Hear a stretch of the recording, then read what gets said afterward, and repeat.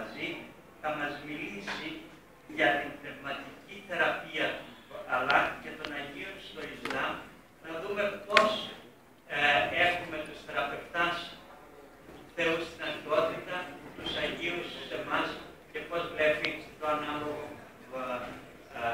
θέμα και ο Ισλαμισμός.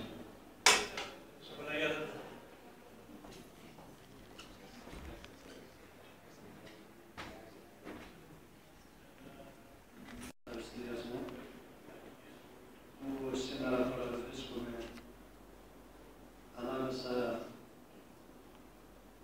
αξιότιμους, αξιοσέβαστοι επιστήμονες.